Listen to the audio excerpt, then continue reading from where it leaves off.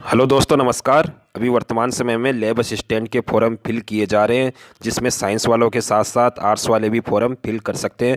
यानी ज्योग्राफी और home science की भी सीट दी गई है। तो दोस्तों, आज के वीडियो में हम बात करेंगे कि लैब असिस्टेंट की सैलरी कितनी होती है, भत्ते कौन कौन से मिलते हैं और इंक्रीमेंट पर ईयर कितने का होता है। तो दोस्तों, वीडियो को अंत तक जरूर देखना। दोस्तों, अब अपन बात कर लेते हैं लैब असिस्टेंट का ग्रेड पे कितना है। तो दोस्तों, लैब असिस्टेंट का ग्रेड पे 2800 ग्रेड पे होता है और पे बैंड है इसका 5200 से 20,200।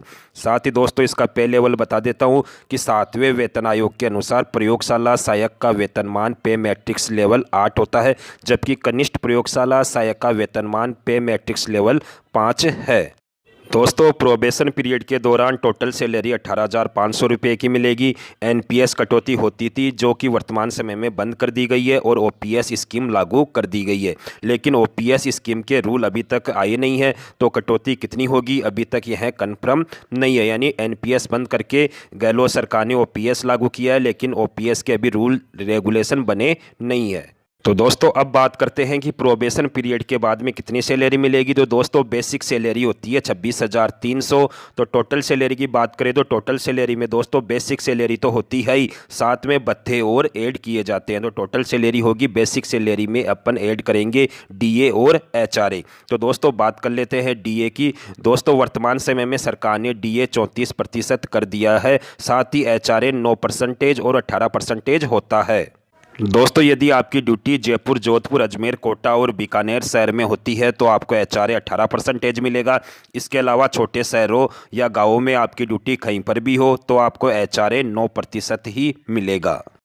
अब दोस्तों, बात कर लेते हैं कि टोटल भत्तों के रूप में आपको कुल कितने रुपए मिलेंगे। तो यह जानने के लिए आपको डीए प्लस एचआरए निकालना होगा। तो यदि आपकी ड्यूटी छोटे शहरों में या गाँवों में है तो उसमें देखो, डीए तो सभी के लिए 34% है, लेकिन छोटे शहर और गाँवों के लिए एचआरए है 9%। तो छोटे शहर और गाँवों के लिए टोटल भत्ते हो गए 43%। तो दोस्तों, बेसिक सैलरी का 43% निकालते हैं तो टोटल भत्तों के रूप में आपको 11,309 रुपये मिलेंगे। जबकि जो वो पांच शहर कौन कौन से हैं, जयपुर, जोधपुर, कोटा, अजमेर और बीकानेर, इन शहरों के लिए भी आपका एचआरए तो 34% ही होगा, लेकिन डीए 18% मिलता है। तो टोटल भत्ते हो गए आपका 52% और बेसिक सैलरी का 52% निकालते हैं तो आपके भत्तों के रूप में आपको मिलेगा 13,476 रुपये। अब दोस्तों, बात करते हैं ग्रोस सैलरी की। तो दोस्तों, यदि बेसिक सैलरी में भत्तों को जोड़ दिया जाए तो लैब असिस्टेंट की ग्रोस सैलरी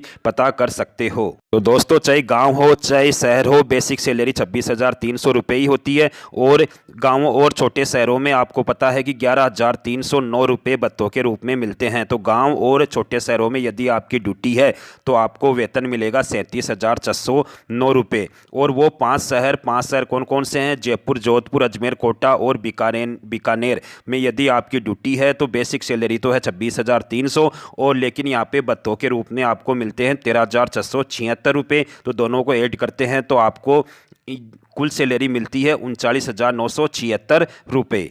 अब दोस्तों, बात कर लेते हैं कटौती की। तो कटौती में आपको बता दूं कि पहले एनपीएस के रूप में 10% की कटौती होती थी, लेकिन वर्तमान समय में राजस्थान सरकार ने एनपीएस कटौती बंद करके ओपीएस लागू किए हैं। लेकिन ओपीएस के अभी रूल रेगुलेशन नहीं बने हैं, तो हम ये नहीं बता सकते कि कुल कितनी कटौती होगी। अब दोस्तों, बात कर लेते हैं कुल इंक्रीमेंट की कि प्रोबेशन के बाद में बेसिक सैलरी कितनी हो जाती है। तो दोस्तों, पहले साल बेसिक सैलरी होती है 26,300 रुपये और सेकेंड यानी दूसरे साल में आपकी बेसिक सैलरी हो जाती है 27,100 रुपये और तीसरे साल में बेसिक सैलरी हो जाती है 27,900 रुपये। यानी कि दोस्तों, प्रत्येक वर्ष बेसिक सैलरी में 3% की बढ़ोतरी होती है। तो बहुत ही अच्छी नौकरी है, तो आप सभी को यह फॉर्म फिल करना चाहिए।